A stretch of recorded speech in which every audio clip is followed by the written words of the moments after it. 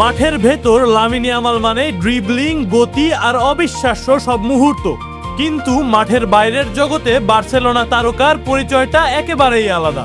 সেখানে তিনি বিশ্ব ফুটবলের মহাতারকা নন, ছোট ভাই কেইনের সবচেয়ে কাছের খেলার সঙ্গী।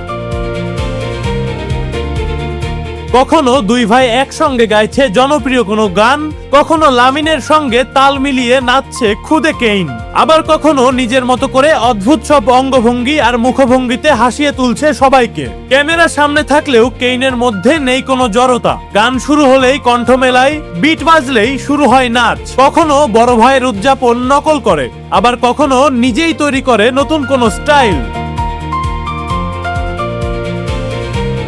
ফুটবল নিয়েও তার আগ্রহ একেবারে কম নয়। বার্সেলোনার খেলোয়াড়দের ছবি দেখে নাম বলার চেষ্টা, ম্যাচের দিন জার্সি পরে প্রস্তুতি, কিংবা ভাইয়ের সাফল্যে শিশুতোষ উচ্ছ্বাস, প্রতিটি দৃশ্যেই ফুটে ওঠে দুই ভাইয়ের গভীর বন্ধন।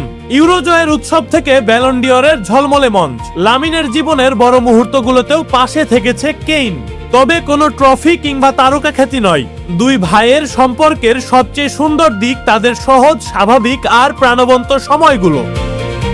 পুরো বিশ্বের কাছে লামিন ইয়ামাল ফুটবলের এক বিস্ময়, আর ছোট্ট কেইনের কাছে তিনি শুধুই বড় ভাই, যার সঙ্গে গান গাওয়া যায়, নাচা যায় এবং হাসিতে ভরিয়ে দেওয়া যায় প্রতিটি মুহূর্ত। তামিম ফিরদাউস, দৃষ্টি 24।